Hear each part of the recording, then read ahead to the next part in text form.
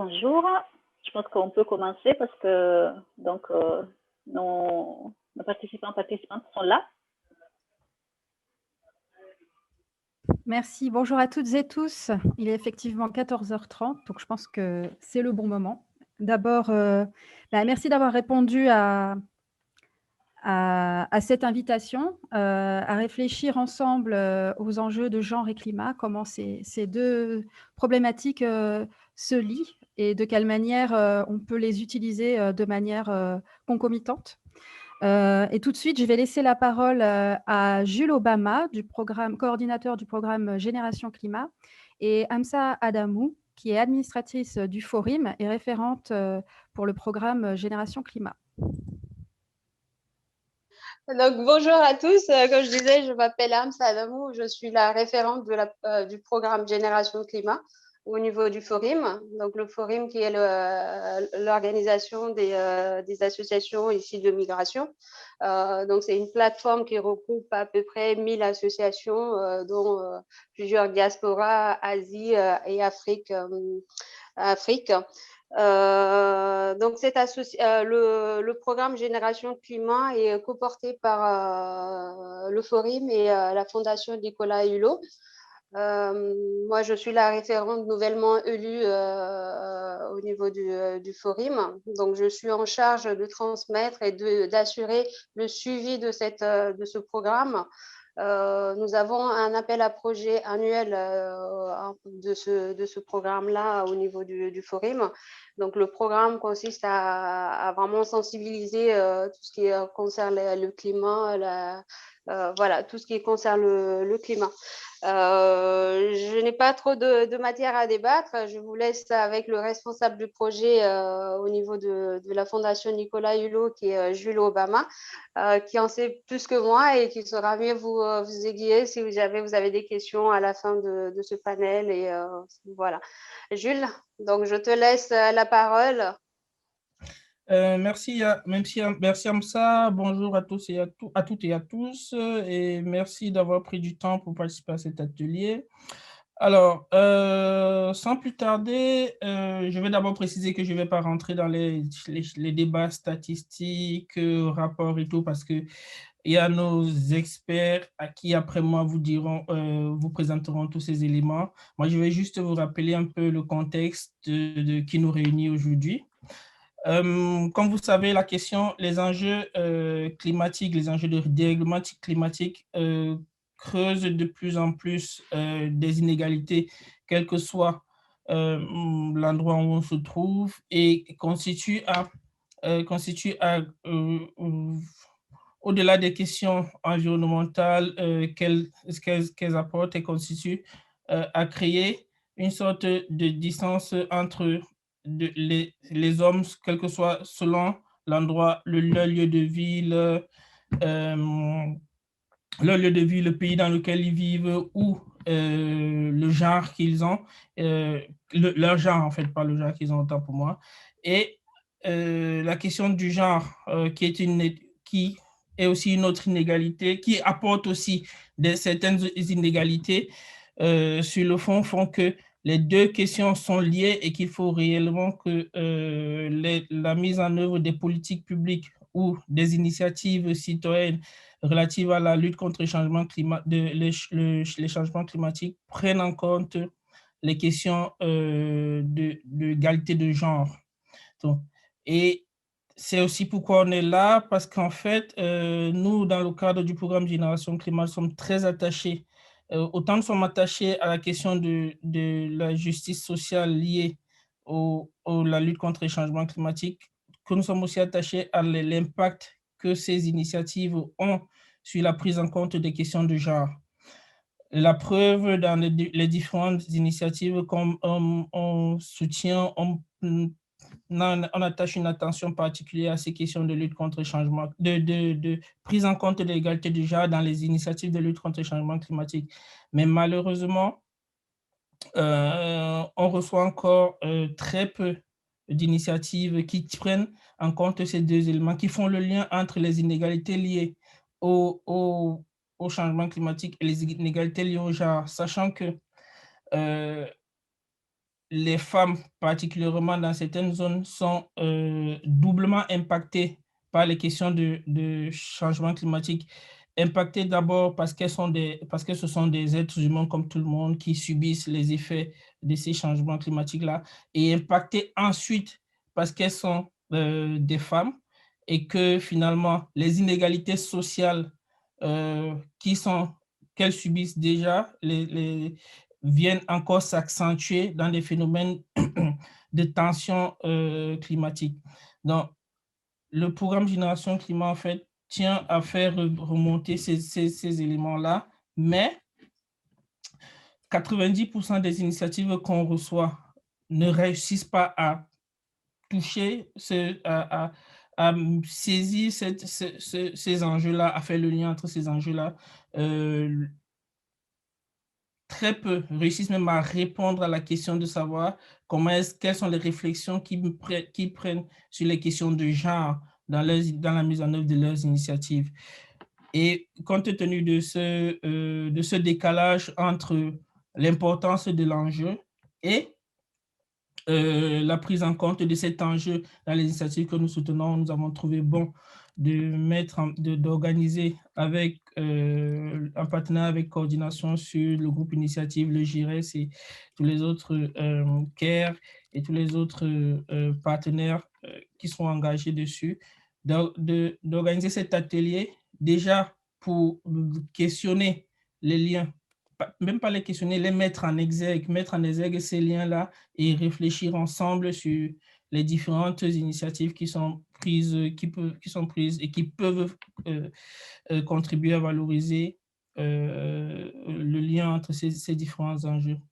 C'est quoi le programme Génération Climat? Et je vais m'arrêter là. Le programme Génération Climat, pour ceux qui ne le connaissent pas, c'est un programme qui vise à promouvoir, mobiliser et sensibiliser, promouvoir l'initiative, l'engagement des jeunes à travers 3 piliers. Le premier, la mobilisation, la sensibilisation et l'accompagnement de ces jeunes-là.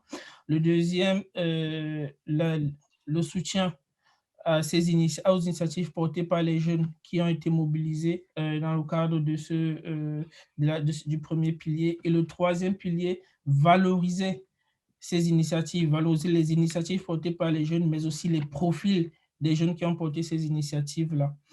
Il a été lancé depuis 2016 et jusqu'à présent, il a déjà soutenu et accompagné à peu près 3 000 à 4 000 jeunes en France et à l'international.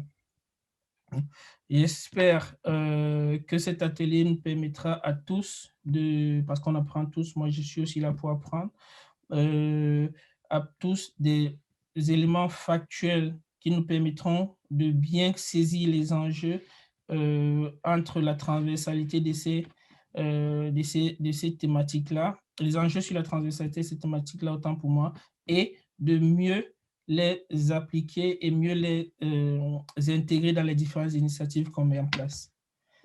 Voilà, c'était un peu tout ce que j'avais à vous dire dans cette phase introductive. Je vais repasser la parole à Aurélie pour la suite des échanges.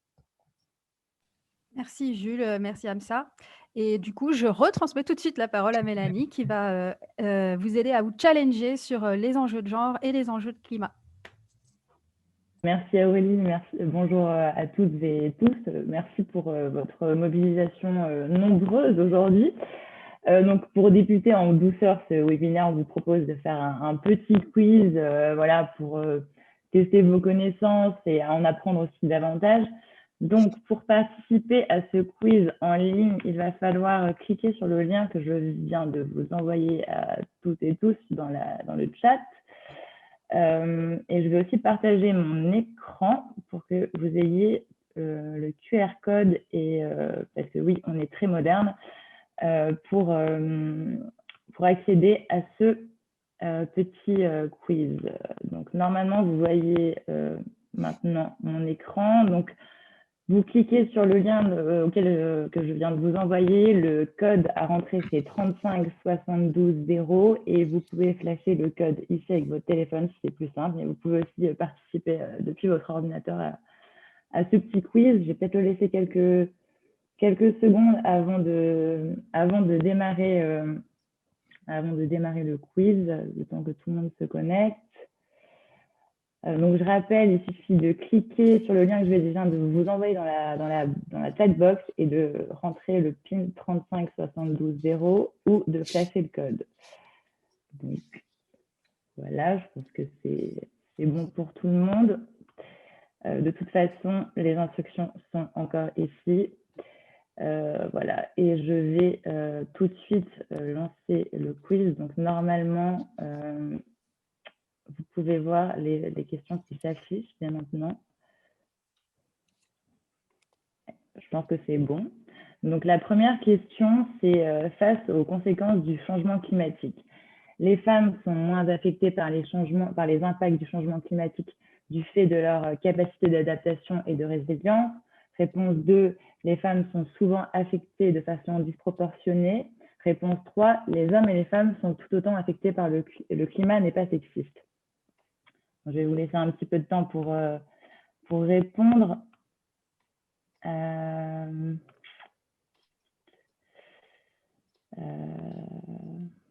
crois qu'il y a pas mal de... Le PIN, c'est 35 72 0 pour les personnes qui ne l'ont pas.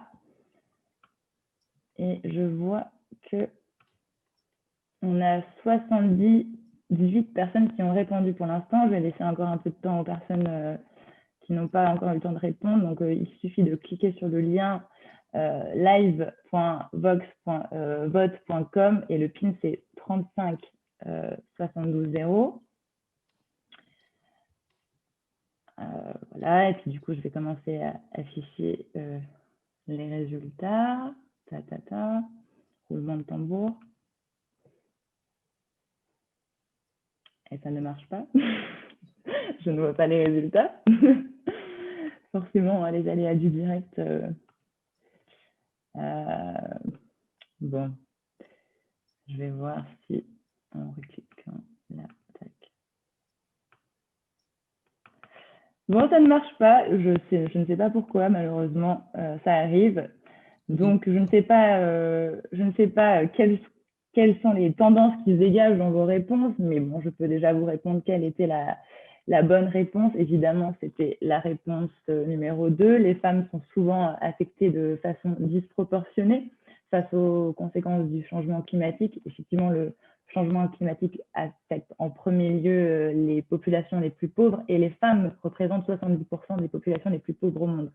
Et donc, dans les pays en voie de développement, lorsqu'un écosystème se dégrade à cause du changement climatique, elles vont être les premières touchées, car elles sont plus dépendantes aux ressources naturelles locales. Elles vont, et vu qu'elles sont plus dépendantes, pour assurer les moyens de subsistance, en particulier dans les régions qui sont rurales, et elles portent encore plus le fardeau des responsabilités familiales, comme l'approvisionnement en eau, en nourriture, en bois, etc. Donc, tout ce qui va aussi toucher à la sécurité alimentaire.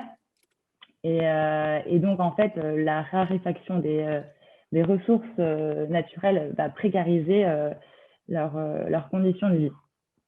Donc, je vous propose de passer à la deuxième question. Donc, on estime que face aux catastrophes naturelles, les femmes sont, première réponse, 14 fois plus vulnérables que les hommes, 5 fois plus vulnérables que les hommes ou 50 fois plus vulnérables que les hommes. Je vais vous laisser un peu de temps pour répondre aux questions.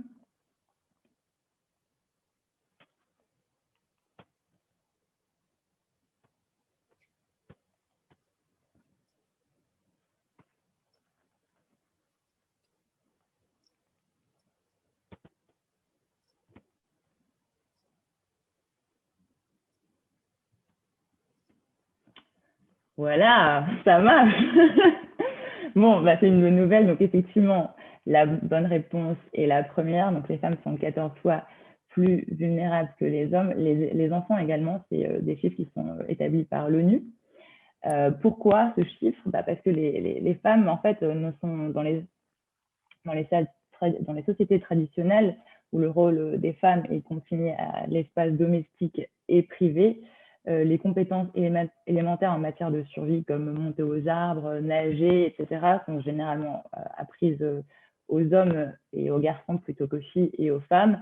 Ensuite, tout ce qui est normes culturelles, responsabilités familiales empêche en fait les femmes aussi d'émigrer, de fuir les catastrophes. Et on sait que les catastrophes naturelles provoquent des déplacements massifs des populations, entraînant aussi une augmentation des risques de violences sexuelles et physiques et un danger de traite pour les femmes et les filles. Après, il faut aussi noter que les femmes sont généralement les premières à agir à l'échelle locale. En cas de catastrophe naturelle, elles sont également mobilisées en matière de réduction des risques, contribuent au rétablissement post-crise en répondant rapidement aux premiers besoins de leur famille et des communautés. Voilà, donc pour la question suivante, qui est selon l'organisation, je vais la démarrer. Selon l'Organisation des Nations Unies pour l'alimentation et l'agriculture, une réduction des inégalités liées au genre pourrait diminuer le nombre de personnes souffrant de la faim de plus de 50 millions, de plus de 5 milliards ou de plus de 100 millions.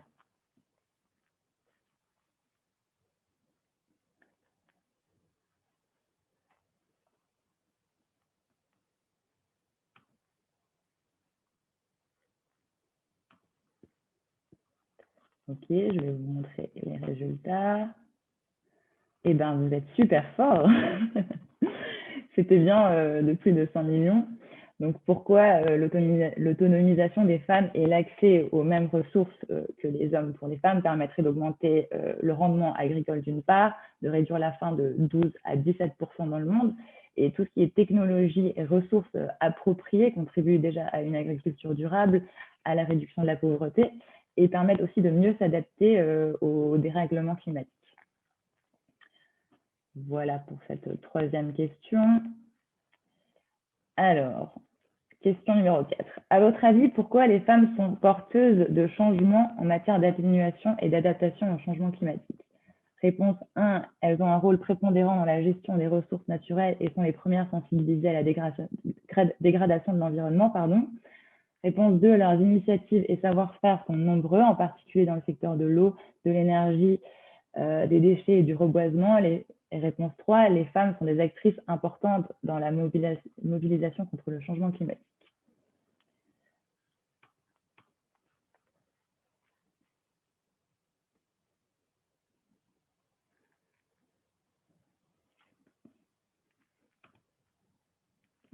Ah.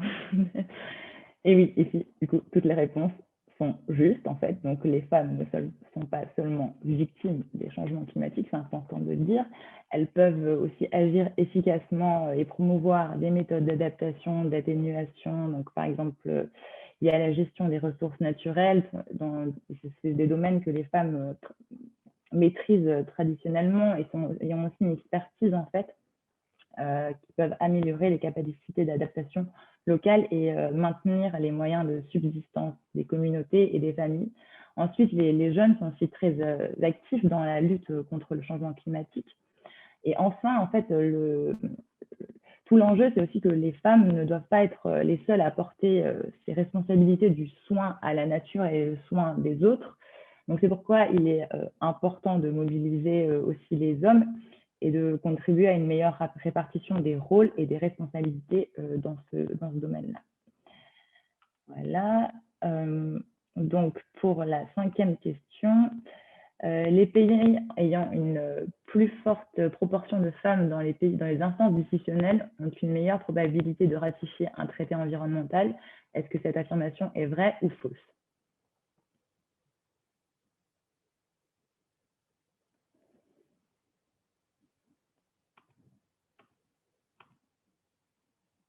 Eh oui, là on voit vraiment les grosses tendances qui se dégagent, et oui c'est vrai, effectivement. Donc c'est une étude qui a été réalisée par 2 chercheurs américains, donc qui date d'il y a pas mal d'années déjà. Donc ils ont évalué l'association entre la représentation des femmes dans les parlements nationaux et du coup la ratification des traités environnementaux en utilisant du coup un large échantillon de nations. Et les résultats indiquent que les nations ayant une proportion plus élevée de femmes au Parlement sont plus enclins à ratifier les traités environnementaux. Alors, du coup, le premier plan d'action genre de la CNUC a été adopté au moment de la COP 21, de la COP 23 ou de la COP 25?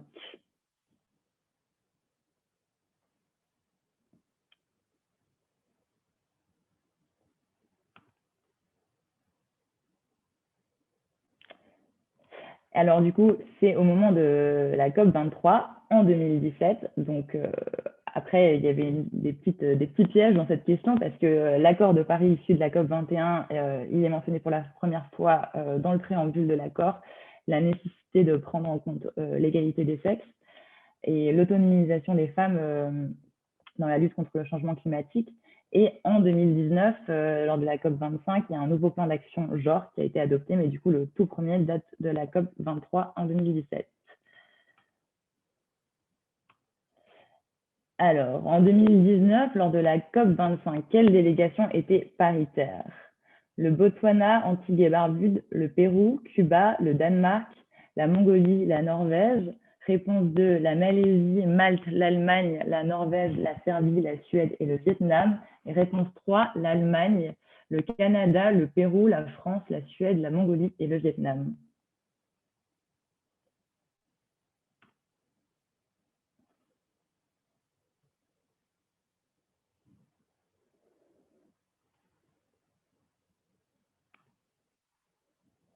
Eh bien, vous en savez des choses. C'était bien la première réponse.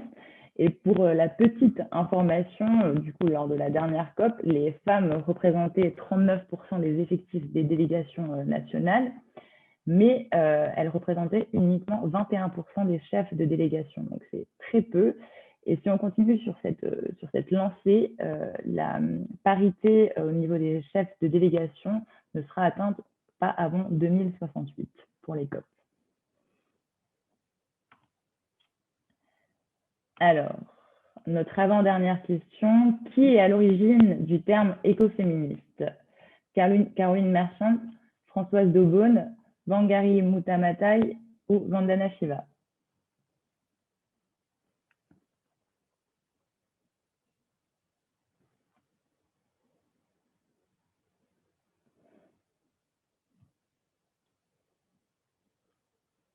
J'ai l'impression que cette question n'a pas marché. Je vais vous laisser peut-être un peu plus de temps. Mais du coup, je vais partir sur une petite définition de l'écoféminisme. Donc, de façon assez générale, le courant écoféministe considère qu'il existe des similitudes et des causes communes entre les systèmes de domination et d'oppression des femmes et les systèmes de surexploitation de la nature par les humains. Donc, il y a évidemment plusieurs mouvements écoféministes. Certains sont plus culturels, spirituels ou liés au mouvement altermondialiste. C'est un mouvement qui est né principalement dans les années 80. Et je vais voir s'il y a des résultats. Eh ben, donc c'est une Française qui est à l'origine du terme écoféministe. C'est Françoise Daubonne qui était une militante et elle a créé ce terme lors d'un manifeste en 1974. Mais bon, l'écoféminisme en France n'a eu que très peu d'écho en fait. Ce mouvement a eu plus d'importance aux États-Unis dans un premier temps. Et dans d'autres pays du monde, comme l'Inde par exemple, les autres femmes qui sont citées dans ce questionnaire sont également des figures très importantes de l'écoféminisme. Caroline Merchant est une des premières théoriciennes américaines. Wangari Maathai a reçu le prix Nobel de la paix en 2004 pour sa contribution en faveur du développement durable, de la démocratie et de la paix. Et c'est du coup la première femme africaine à recevoir cette distinction. Et Vandana Shiva, qui est aussi une figure emblématique de l'écoféminisme en Inde, mais aussi dans le monde, qui a créé différentes associations de femmes, et elle aussi qui a été récompensée par le prix Nobel alternatif pour pouvoir placer les femmes et l'écologie au cœur des discours et du développement moderne. Donc voilà pour cette avant-dernière question. Et la toute dernière question, c'est qu'est-ce que le Green Belt Movement? Réponse 1, un mouvement de femmes en Inde. Réponse 2, un mouvement de femmes au Kenya.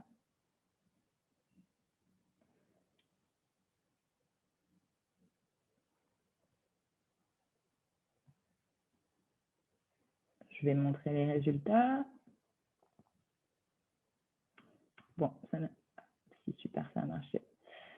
Et oui, donc c'est un mouvement de femmes au Kenya, et donc le Green Belt Movement, littéralement le mouvement des ceintures vertes, qui est né en 77 au Kenya, et c'est Wangari Maathai qui a créé ce mouvement et qui est né de l'impact direct de la déforestation sur les conditions de vie des femmes et qui entraîne un éloignement des ressources et donc une dégradation des conditions de vie des femmes. Et Wangari Maathai proposa de planter des arbres autour des villes et des villages, donc créer des ceintures vertes pour répondre aux besoins des femmes au Kenya. Et donc, la démarche aussi de ce mouvement, c'était de travailler avec les femmes rurales, de les impliquer en apprenant d'elles, en les mettant au centre de la mise en œuvre du programme. Et encore aujourd'hui, il y a plus de 51 millions d'arbres qui ont été plantés grâce à ce mouvement. Et les femmes sont toujours au centre de ce processus et ce sont principalement elles qui gèrent les ceintures vertes, du coup. Après, le mouvement Chipko est aussi un mouvement pour la conservation des forêts qui a eu lieu en Inde dans les années 70. C'est aussi un mouvement très connu parce que ce sont les villageois qui se sont opposés à l'exploitation des forêts et de mandailles en encerclant littéralement les arbres pour empêcher leur coupe. Et ce mouvement s'est par la suite étendu dans d'autres villages et dans d'autres régions qui est très connu en Inde, du coup. Voilà, c'est tout pour ce quiz. En tout cas, je constate que vous avez déjà des très bonnes connaissances sur ces deux thématiques. Donc, je vous remercie de vous être prêté à ce petit jeu. Je vais arrêter le partage de mon écran. Voilà, super. Et on va du coup passer à la seconde partie de ce webinaire qui porte du coup sur l'intégration de l'approche genre dans les projets climat. On va présenter Camille André, qui est responsable projet climat énergie au GRS et chef de file de la commission climat et développement de Coordination Sud, et moi-même cette étude réalisée. Donc, pour débuter du coup cette présentation, il nous a semblé assez essentiel de définir déjà dans un premier temps le genre, même s'il existe des définitions assez multiples en fait. Donc, est-ce qu'on peut passer à la slide suivante, s'il vous plaît?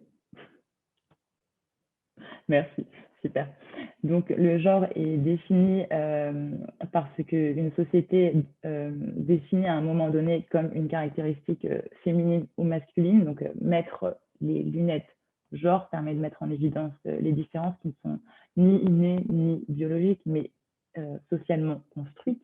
Du coup, le mot genre renvoie à l'identité, aux attributs et au rôle de la femme et de l'homme, et la signification que la société donne aux différences biologiques. Donc, les rôles définis se traduisent par des rapports hiérarchiques de domination et une répartition des rôles, du pouvoir et aussi des droits. Après, la notion de genre renvoie également à l'identité de genre. Donc, comme présenté sur cette petite licorne du genre, vous le voyez en première ligne. Donc, qu'est-ce que l'identité de genre? C'est l'expression en fait visible d'une personne qui peut être aussi indépendante du sexe qui est assigné à sa naissance que du biologique. Et l'identité de genre peut aussi être définie dans une approche qui est non binaire, c'est-à-dire pas exclusivement femme-homme. Donc, une approche qui questionne aussi, par exemple, l'hétéronormativité. Donc, après cette petite définition assez courte et simple du genre, voilà, l'idée, c'est aussi de vous présenter, vous prévenir que la plupart des projets que nous allons présenter illustrent essentiellement la dimension femme-homme, donc sur une analyse et remise en cause des processus et des rapports de domination entre les femmes et les hommes. Néanmoins, les échanges lors de cet atelier avec les ONG membres de Coordination Sud, qui a donné lieu du coup à la capitalisation qu'on va vous présenter tout de suite, ont rappelé que la dimension genre intègre également du coup cette remise en question de la norme hétérosexuelle, de la binarité femme-homme, et que adopter une démarche genre pouvait aussi faire écho à d'autres démarches d'inclusion comme celle de la jeunesse, par exemple. Donc voilà pour cette petite intro et définition du genre. Et pour rentrer dans le vif du sujet de l'intégration du genre dans les projets climat, je te donne la parole, Camille. Merci beaucoup, Mélanie. Et du coup, bonjour à toutes et tous. Donc, j'ai pas encore eu l'occasion de me présenter, mais Mélanie a rapidement expliqué qui j'étais, donc je vais pas m'étendre là-dessus.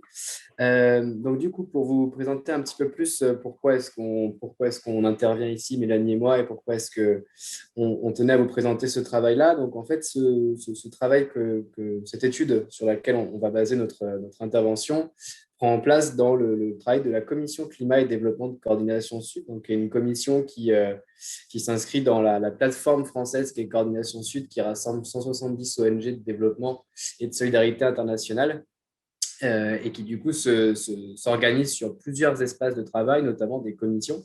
Et au sein de ces commissions, des organisations se rassemblent pour à la fois échanger leurs pratiques, à la fois construire des positionnements et à la fois se mettre en commun leur savoir et leur connaissance du terrain pour pouvoir alimenter Coordination Sud dans ses pratiques et dans son expertise. Et du coup, nous, au sein de la commission climat, on est aujourd'hui une trentaine d'organisations et on a décidé d'organiser nos travaux à travers trois principaux axes. Le premier de ces axes, c'est vraiment la question de la formation, c'est-à-dire comment est-ce qu'on intègre l'enjeu climat, comment est-ce qu'on forme nos partenaires, nos équipes à intégrer l'enjeu climat dans leurs projets, dans les projets de développement principalement. Le second axe, c'est comment est-ce qu'on produit de la connaissance, comment est-ce qu'on vulgarise la connaissance scientifique qui existe sur la question du climat pour pouvoir s'en servir, pour pouvoir l'utiliser de manière concrète dans les projets. Le troisième axe de travail, c'est comment est-ce qu'on promeut nos idées, comment est-ce qu'on fait du plaidoyer autour de la question de la lutte contre les changements climatiques, vers quelle cible on se tourne pour pouvoir défendre ces idées et quelles idées on met en avant. Et pour faire fonctionner ces trois axes-là, on a décidé vraiment d'axer le travail de la commission autour de la capitalisation, de l'échange de pratiques. Et c'est donc au sein de cet axe transversal de capitalisation qu'a pris place cette étude sur les interactions existantes entre genre et climat, comment intégrer les deux enjeux dans des projets de développement qui parfois l'ont pensé en amont, parfois ne l'ont pas pensé en amont. Donc l'idée, c'est vraiment de vous présenter ici de manière très succincte en fait, les différentes expériences et les différents enseignements des expériences que les organisations membres ont partagées au cours de cet atelier qui s'était tenu en juillet 2020. Voilà pour le résumé très synthétique de cette commission climat. Mélanie, je te repasse la main. Ouais, donc comme ce que tu viens de dire rapidement, l'idée c'est de présenter les enseignements principaux, mais aussi du coup d'illustrer en fait de façon plus concrète une approche genre et du coup de passer un peu de la théorie à la pratique et de montrer un peu les difficultés qui peuvent être rencontrées sur le terrain parce que on peut avoir une volonté d'avoir une démarche genre, mais forcément dans la pratique des fois ça se passe pas comme on veut. Et donc l'idée c'est aussi de donner des pistes de solutions concrètes pour y répondre. Pour répondre à ces difficultés, même si on n'a pas forcément les réponses à toutes les questions et toutes les difficultés qui peuvent se poser sur cette thématique et sur l'intégration du genre dans les projets en règle générale. Donc les deux premiers projets qu'on va vous présenter portent autour de l'accompagnement des femmes dans le développement d'activités économiques en lien avec l'environnement et le respect de l'environnement.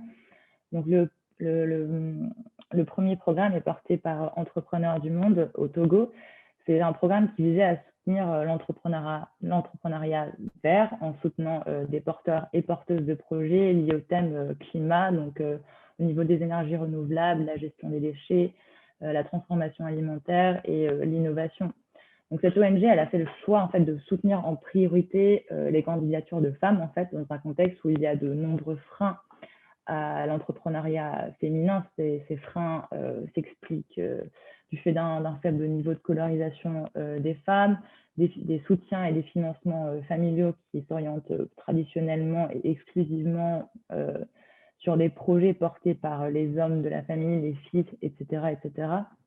Donc la solution, qu'a trouvé Entrepreneurs du Monde, c'est de promouvoir des candidatures féminines.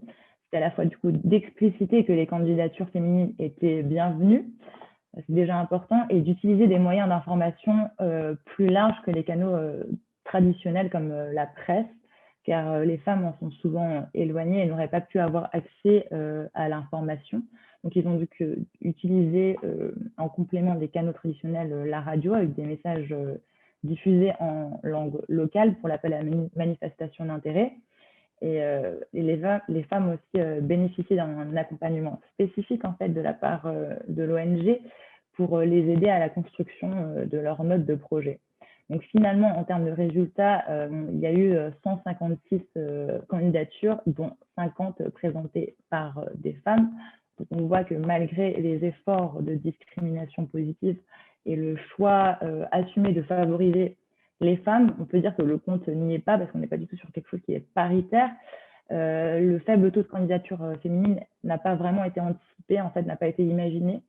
Et ces résultats, ils s'expliquent bien sûr par différentes raisons qui sont vraiment sociales, en fait, à ce niveau-là. C'est le manque de temps des femmes qui s'occupent de leur famille, enfin, tout travail qui est lié au travail domestique, en fait, qui ne laisse pas forcément le temps de se consacrer à une activité professionnelle et encore moins entrepreneuriale, mais aussi par l'éducation, la culture, la tradition qui font que ces femmes ne se sentent pas forcément légitimes pour entrer dans ce monde-là de l'entrepreneuriat, quoi. Voilà, donc c'est pour cette première expérience. Émilie, tu veux bien nous présenter les activités menées par le WWF pour impliquer les femmes dans les campagnes de formation sur l'accès à l'énergie solaire? Ouais, merci beaucoup, Mélanie. Du coup, c'est vrai que là ce que vous aurez compris, si on rebondit un petit peu sur le quiz aussi qu'a partagé Mélanie en tout début de session, c'est qu'on voit souvent les femmes en fait comme des victimes des conséquences des changements climatiques. Mais là, l'idée de ces deux projets-là, c'est aussi de montrer quel rôle elles peuvent avoir en tant qu'actrices et en tant que vraiment point relais de projets de développement, notamment dans la question du développement de l'énergie en zone rurale.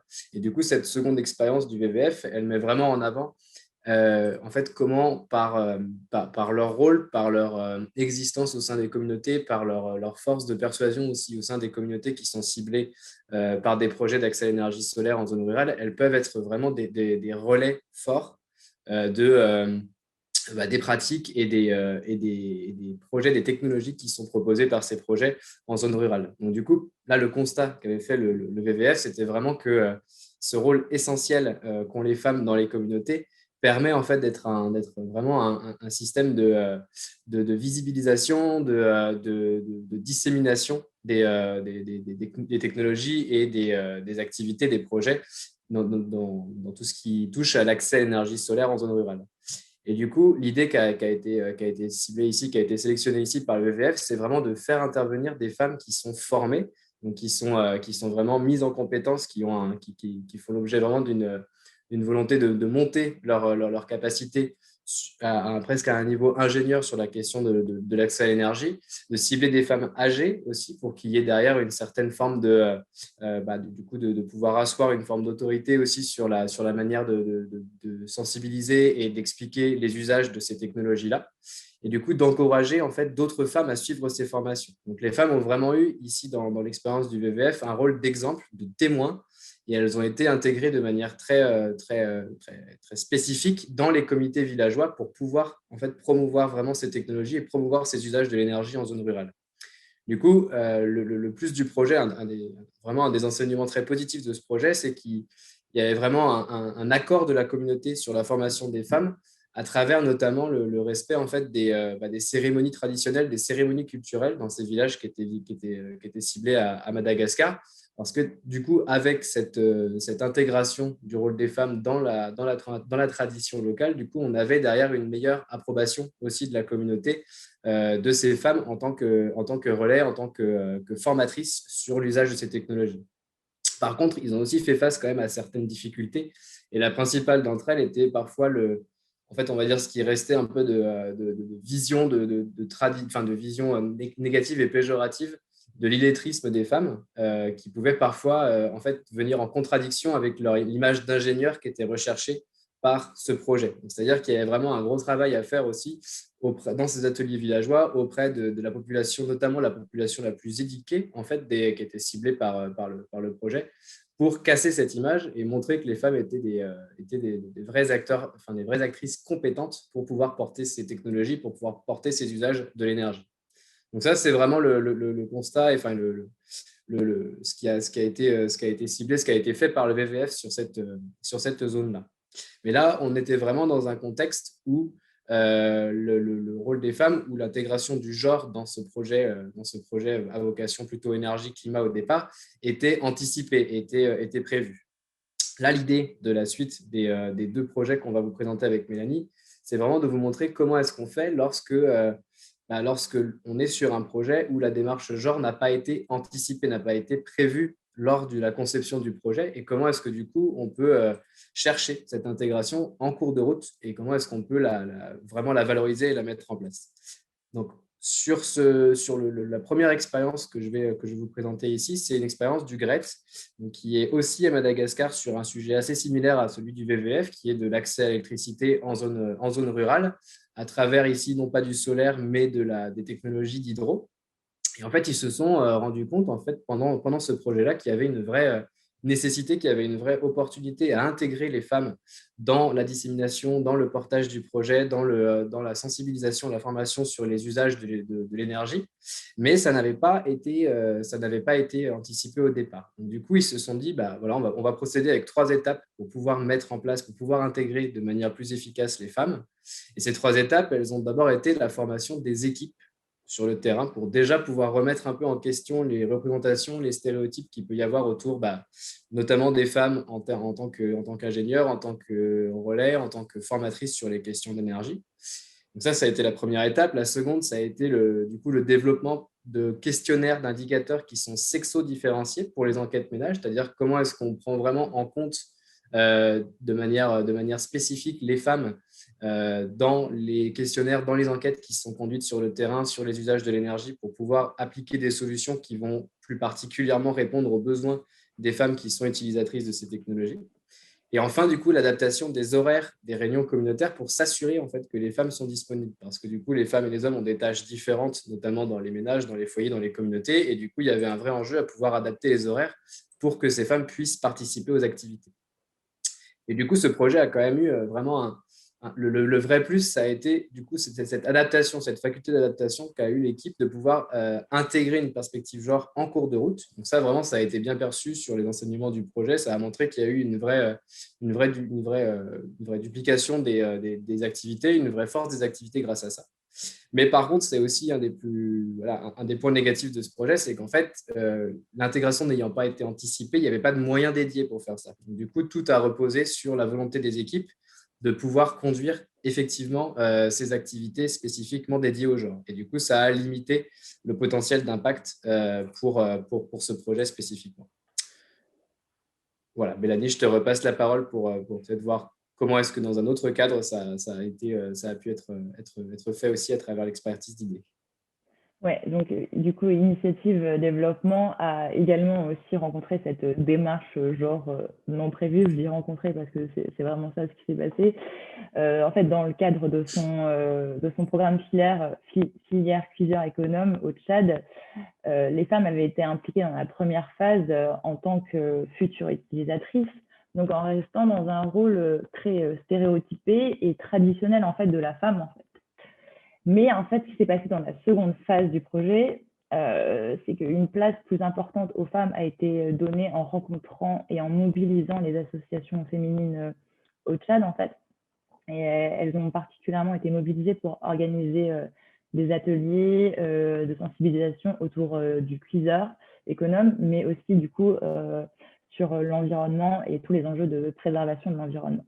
Et en fait, ce qui s'est passé, c'est que les femmes de ces associations ont été formées sur les questions d'environnement, et l'animation en fait de ces séances, de ces ateliers est progressivement devenue un outil d'empowerment pour elles, parce que voilà, il faut savoir que dans ce pays, les associations féminines ne sont pas visibles dans l'espace public. L'expression des femmes en public est très très limitée, donc ces pratiques ont donc permis de légitimer en fait la prise de parole publique des femmes en faisant évoluer d'une part le regard de ces femmes sur déjà elles-mêmes, et bien sûr sur le regard des populations vis-à-vis des associations de femmes et des femmes en général. Donc, bien sûr, il y a eu évidemment des blocages. Il a été difficile de faire accepter que la parole publique des femmes auprès des autorités traditionnelles notamment.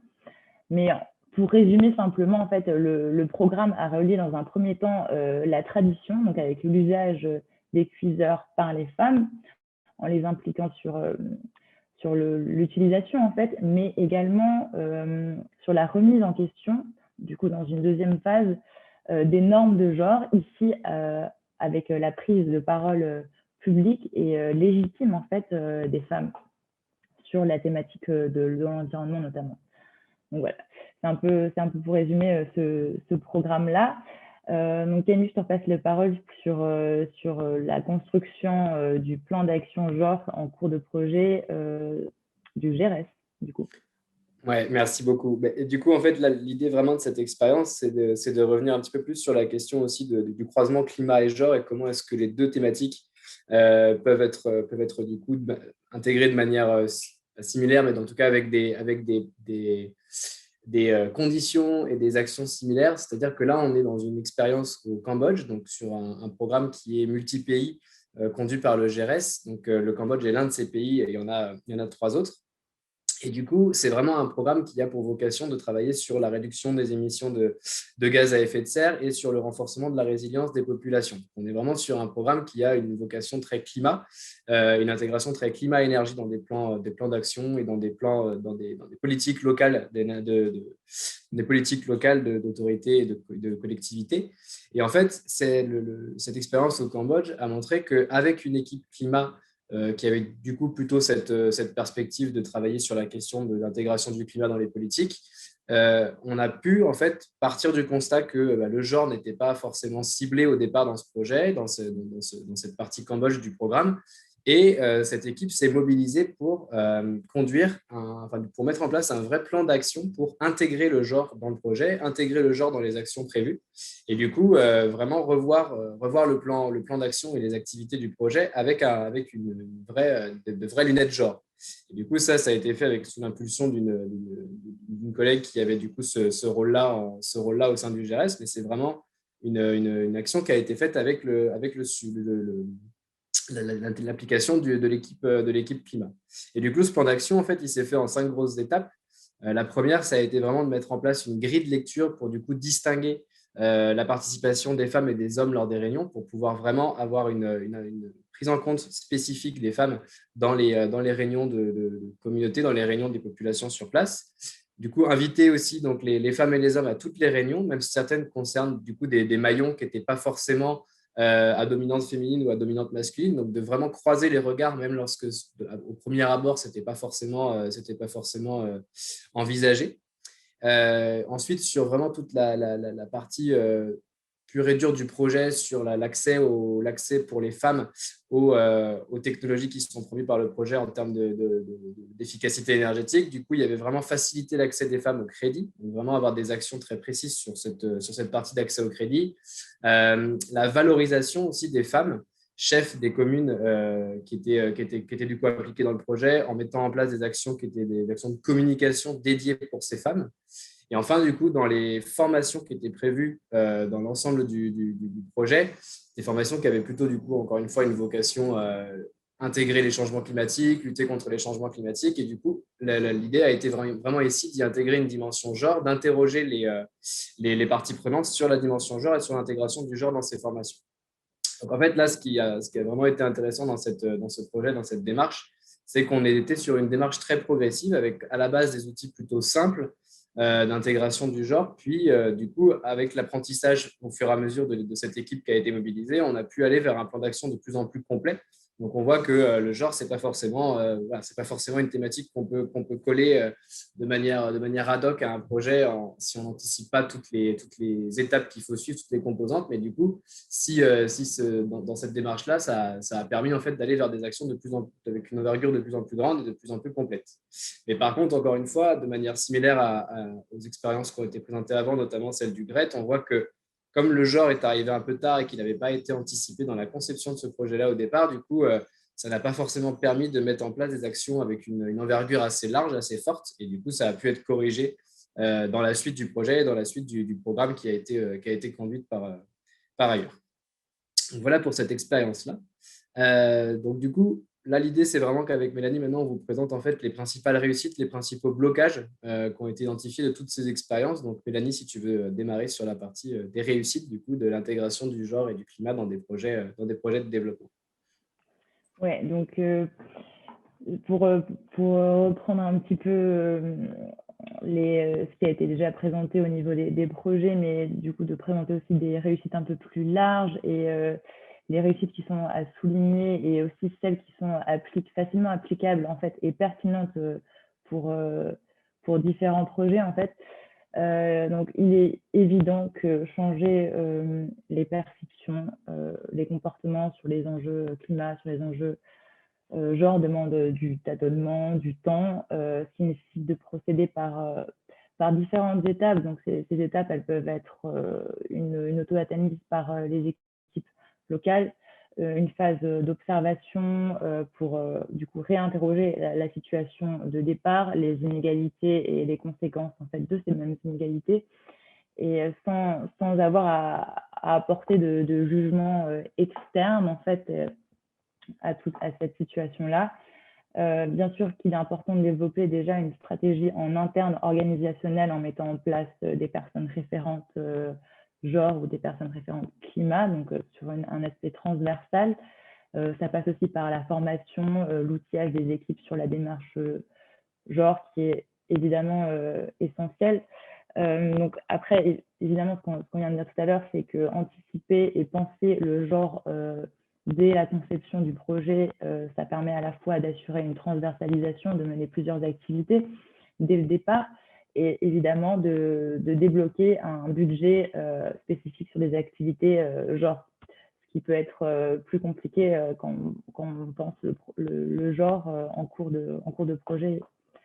Donc voilà. Après, pour ce qui est du projet en tant que tel, au niveau de la conception et durant la mise en œuvre et le suivi et l'évaluation, il est important de réaliser des analyses genre accompagnées d'analyses de risque. Et plus concrètement, pour favoriser la prise de conscience en fait, des populations impliquées, des bénéficiaires dans le projet, il est nécessaire d'intégrer le genre dans une approche dite communautaire, donc de tenir compte en fait, des spécificités culturelles locales et de les intégrer en fait, dans cette démarche genre. Donc ça va par exemple passer par la mise en valeur et la visibilisation des femmes leaders ou des personnes clés au sein des communautés. Aussi les femmes bénéficiaires qui adoptent un rôle qui ne correspond pas aux stéréotypes de genre pour montrer que le champ des réalités et des possibilités peut être différent et donc qui vont un peu à l'encontre des stéréotypes et du rôle traditionnel que des femmes, en fait, tout simplement. Ensuite, il faut aussi s'assurer une bonne transmission de l'information et du coup aussi cibler les bonnes personnes. Donc déjà, c'est cibler les bonnes échelles, donc localement, c'est-à-dire cibler plutôt un village dans un premier temps plutôt qu'une ville.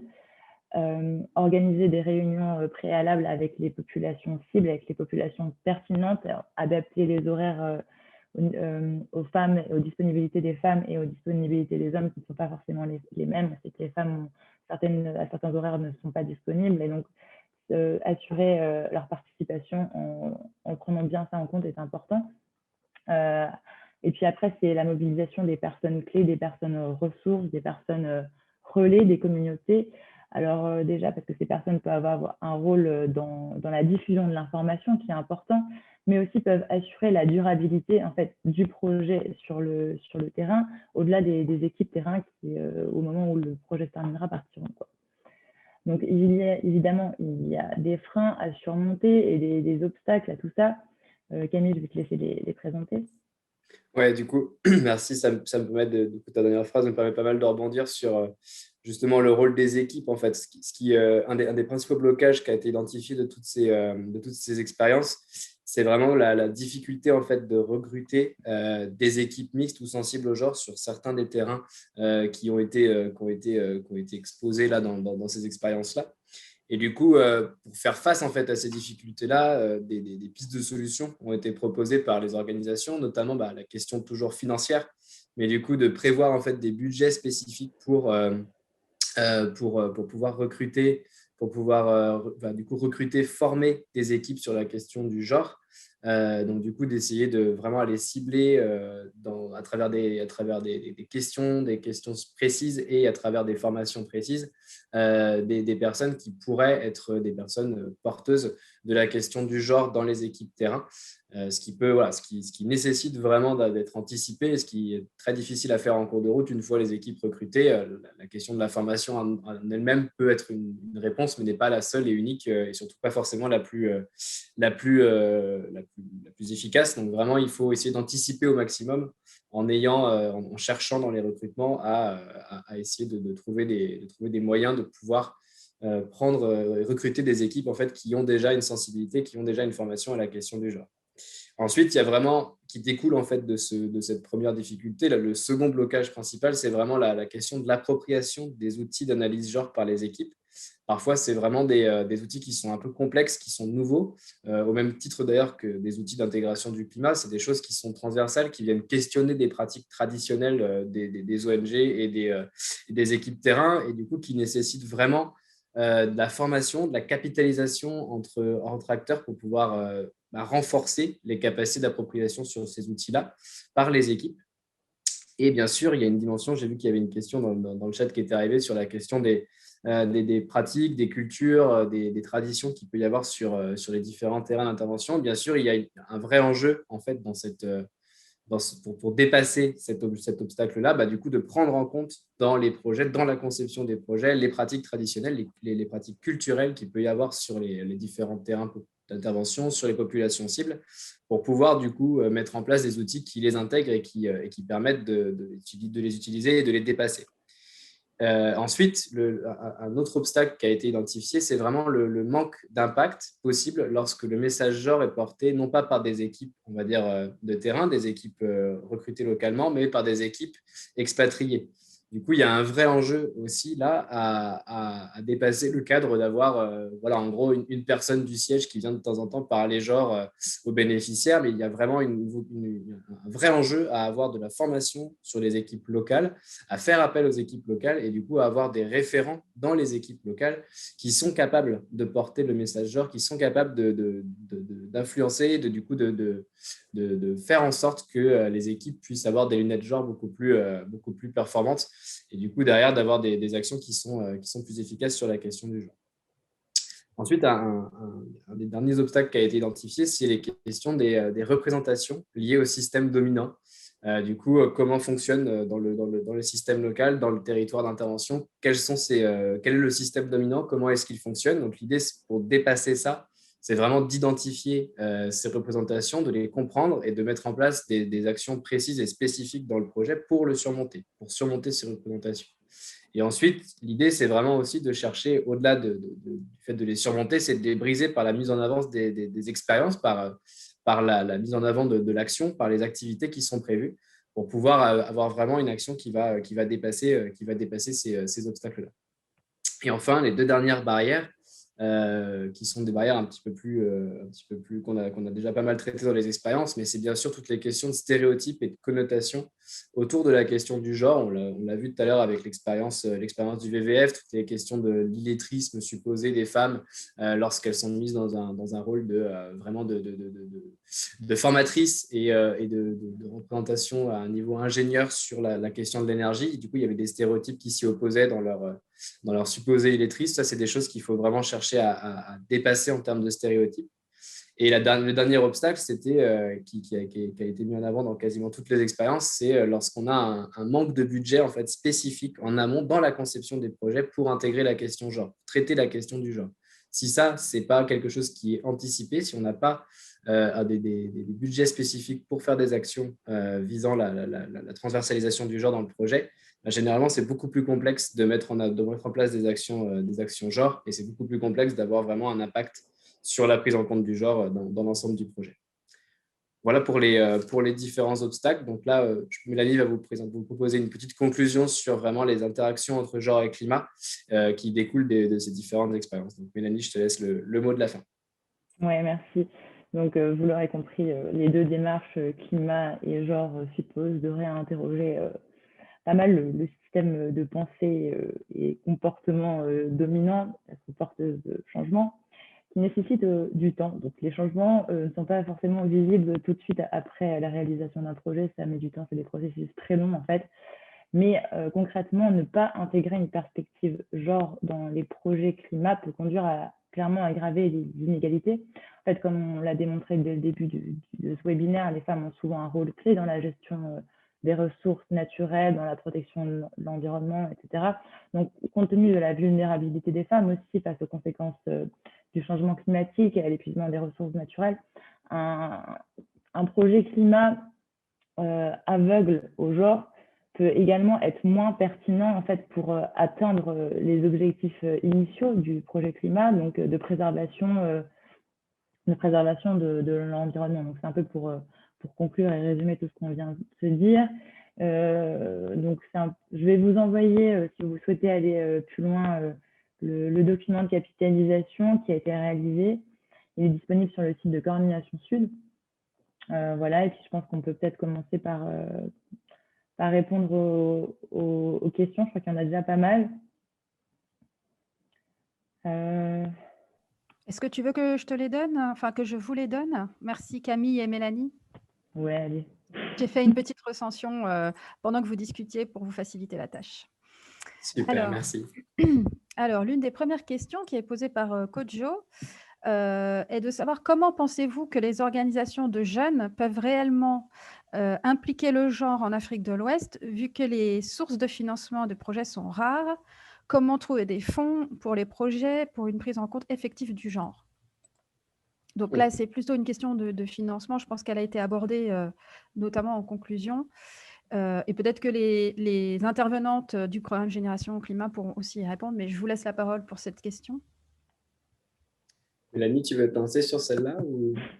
Elle n'est pas évidente, celle-là. Elle est clairement pas évidente. C'est toujours un peu le nerf de la guerre. Enfin, clairement, c'est vrai qu'il y a des dispositifs qui existent. Je ne les connais pas tous non plus, mais il y a des dispositifs qui existent sur vraiment des projets qui traitent de la question du genre, sur la question même plus largement que le genre, mais en fait de l'inclusion, qui du coup intègre aussi la question des jeunes. Mais voilà, je ne les ai pas forcément tous en tête. Peut-être que parmi les autres intervenants, il y aura une meilleure connaissance de ces sujets-là. Ou Mélanie, peut-être que tu en as aussi, toi.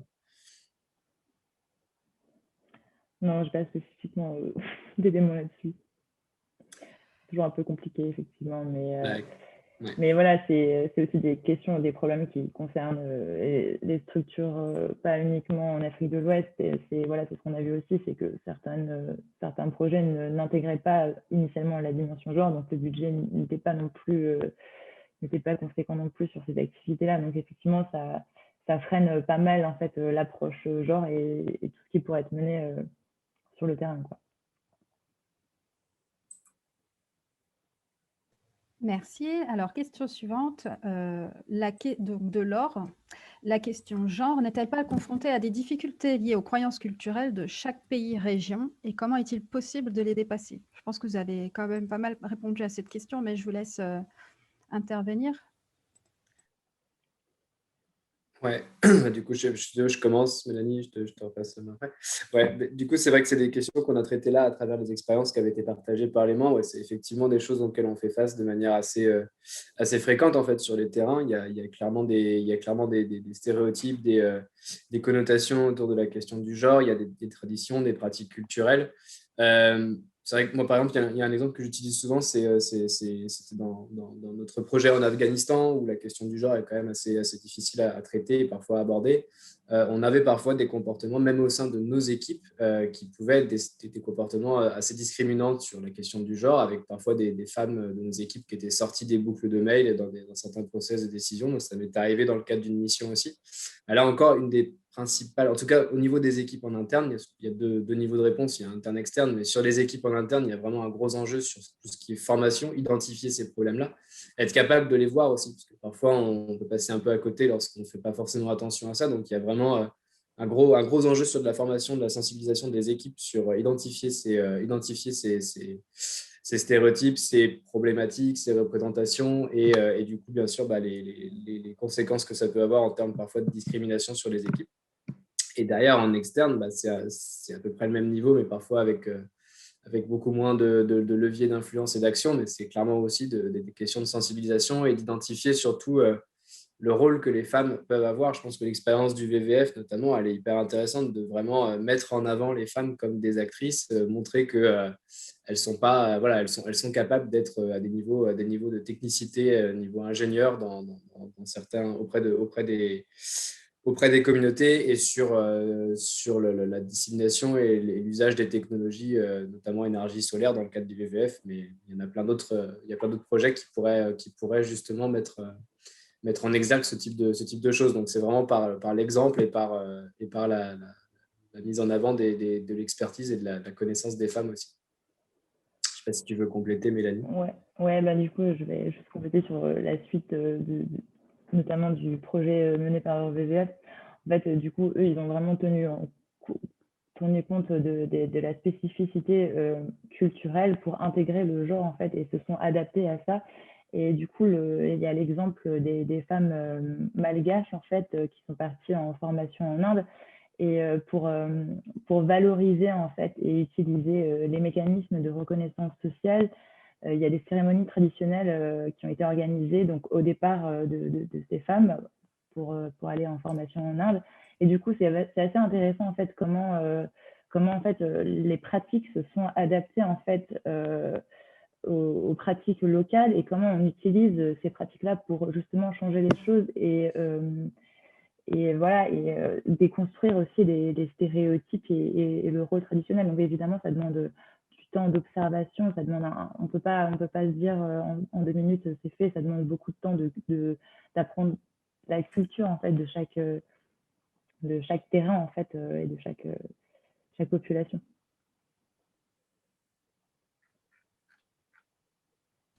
Merci à tous les deux. Une autre question de Katia qui demande, pour faire le lien entre climat et genre dans les projets, ne faut-il pas surtout s'attarder dans le diagnostic initial, s'attarder sur les impacts spécifiques du changement climatique sur les activités des femmes afin de proposer des activités pertinentes qui répondent à cette problématique? Si, enfin, complètement. Je suis tout à fait moi, en phase avec cette proposition-là. Et il y a plein d'outils qui existent là-dessus. Je sais que, par exemple, Care France, qui est une ONG qui va aussi prendre la parole tout à l'heure, a vraiment des outils très intéressants de diagnostic communautaire qui intègrent vraiment cette dimension genre aussi, et qui sont des diagnostics qui ont pour vocation d'identifier les vulnérabilités des communautés par rapport aux conséquences et impacts des changements climatiques. Et du coup, dans les outils, dans la mise en œuvre dans cette méthodologie-là, il y a vraiment des pans entiers qui sont consacrés à l'intégration, la prise en compte des spécificités pour les femmes, pour les hommes, par rapport à ces vulnérabilités-là, et qui, du coup, derrière, peuvent permettre d'avoir des actions qui sont proposées, des adaptations aussi des actions qui sont proposées dans les projets pour répondre plus efficacement aux problématiques que rencontrent soit les femmes, soit les hommes, soit les deux, et les différentes composantes des communautés. Donc, c'est vraiment, il y a plein d'outils qui existent, et c'est clair que pour prendre en compte les deux, cette phase de diagnostic est vraiment prioritaire. Tu veux compléter, Mélanie, ou ça va? Non, c'est bon. Peut-être, effectivement, effectivement, le diagnostic initial, il est primordial, hein, ça c'est clair. Mais peut-être au-delà seulement de l'impact spécifique du changement climatique, il faut aussi une phase vraiment de lecture des rapports de pouvoir à la base pour aussi, pas seulement répondre à des besoins, mais aussi répondre aux intérêts des femmes, modifier les enjeux de pouvoir, parce qu'effectivement, elles ont des rôles spécifiques, elles contribuent aux soins de l'environnement, mais de quelle manière aussi faire en sorte que, parce que justement elles y contribuent, elles soient au poste de responsabilité dans par exemple, des cercles de concertation, parce que ça les concerne directement. Donc, il faut à la fois avoir l'impact du changement climatique sur elles, mais pas seulement. Enfin, il faut aussi avoir une lecture globale des rapports de domination, je pense.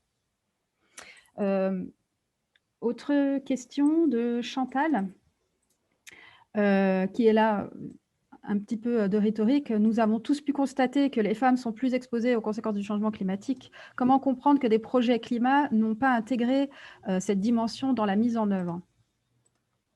Oui, je vais peut-être commencer, Camille, tu me compléteras. Après, je pense qu'il faut aussi un peu nuancer le terme intégration du genre. En fait, je vais reprendre l'exemple du projet qui était mené par Initiative Développement. Donc, c'était un projet qui était initialement à destination des femmes. Donc, les femmes étaient bénéficiaires en fait de ce projet-là. Mais la façon de penser le genre était différente en fait.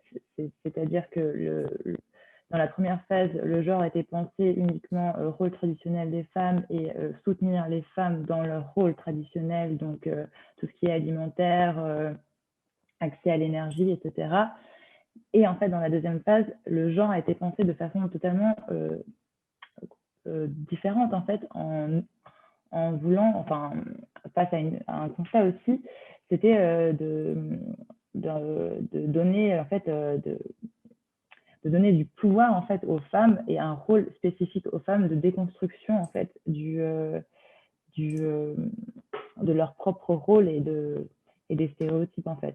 Donc c'est toujours un peu compliqué de répondre à cette question-là, pourquoi le genre n'avait pas été pensé. C'est aussi, je pense, pas toujours des pratiques habituelles. Enfin, c'est des choses qui changent doucement, mais ça met du temps. C'est comme c'est comme ce qu'on disait tout à l'heure, penser climat, penser genre, c'est quelque chose d'assez nouveau, pas forcément automatique encore aujourd'hui, quoi. Merci Mélanie. Oh, pardon Camille, vas-y. Non, justement, j'avais pas grand-chose à ajouter. Enfin, je suis complètement en phase. C'est des questions, notamment parce que là, je vois que Chantal fait par exemple le lien entre genre sur des projets climat, mais c'est la même question avec des projets climat sur d'autres thématiques.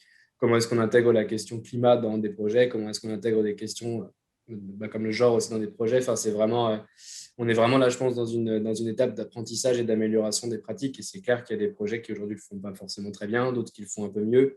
Après, on a vu qu'il y avait aussi dans les expériences qui ont été citées, qu'il y avait aussi des manières lorsque ce n'est pas forcément anticipé, d'avoir des outils pour l'intégrer en cours de route, au-delà de la phase de conception, mais aussi dans la mise en œuvre, dans le suivi d'évaluation. Donc, c'est aussi, je pense, des processus qui prennent encore un petit peu de temps, mais qui sont encore dans l'apprentissage et du coup, qui vont s'améliorer au fur et à mesure. Ok, merci Camille. Alors, je propose une dernière question et on passe à l'étape suivante parce qu'on a déjà un petit peu dépassé le temps. Ouais. Alors, une question très pratico-pratique, comme ça on conclut sur du pratique. Toujours une nouvelle question de Katia, quelles autres pratiques ont été mises en place dans les projets pour faciliter la participation des femmes, comme par exemple l'adaptation des horaires de réunion au planning, à l'emploi du temps des femmes? Alors là, peut-être le panel suivant pourra répondre à cette question concrètement, mais je ne sais pas si vous avez rencontré dans votre capitalisation d'autres pratiques qui permettaient de s'adapter au planning des femmes.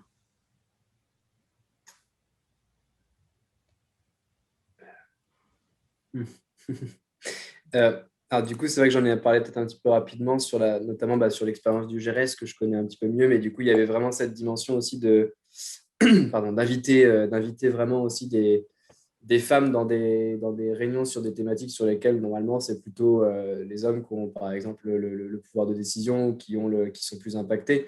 Essayer aussi du coup de forcer un peu parfois les regards croisés entre hommes et femmes.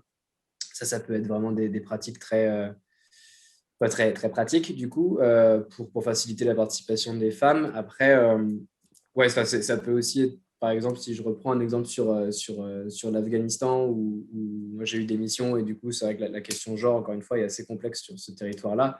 Il y a aussi le fait de vraiment s'assurer que pour par exemple sur chaque focus group sur une analyse des vulnérabilités face aux conséquences des changements climatiques, sur chaque focus group, on a un focus group qui va réfléchir sur les impacts pour les hommes et un focus group qui va réfléchir sur les impacts pour les femmes. Donc d'essayer toujours de doubler, de s'assurer qu'on a des informations sur les impacts potentiels du climat sur les différents groupes au sein d'une même communauté du coup. Si on ne peut pas forcément les mettre dans la même pièce, parce que parfois ce n'est pas possible, s'assurer en tout cas qu'on a toujours des informations qui nous permettent d'avoir une analyse sexo-spécifique aussi, une fois qu'on a toutes les données en main pour prendre des décisions et pour faire notre analyse et notre diagnostic. Donc, c'est des petits éléments de réponse, mais je pense qu'après, avec les expériences qui vont être présentées, il y aura plein d'autres exemples qui vont être mis en avant. Oui, juste du coup pour compléter, je pense qu'il y a pas mal de pratiques qui peuvent être mises en place, mais il y a par exemple aussi d'autres choses qui sont sorties, c'est la mise en place de réunions non mixtes, par exemple, qui permet notamment enfin on le sait, c'est des pratiques qui permettent de libérer la parole des femmes plus facilement en fait, et entre femmes, voilà, certains éléments, certaines choses sortent plus facilement, donc c'est aussi ce genre de pratique qui peut permettre aussi une implication plus importante des bénéficiaires et des femmes en général. Très bien, merci à tous les deux pour cette présentation et pour vos réponses. Il y a d'autres questions qui continuent à arriver, mais je pense qu'avec le prochain panel, on va partiellement répondre à ces autres questions. Donc, comme on a un tout petit peu de retard, on va tout de suite passer à la suite. Donc, nous avons invité des lauréates du programme Génération Climat à intervenir pour vous présenter leurs expériences, leurs actions. Et également Aurélie Seinos de CARE pour qu'elle présente aussi une expérience et croiser les regards en fait sur ces expériences qui lient à la fois climat et développement.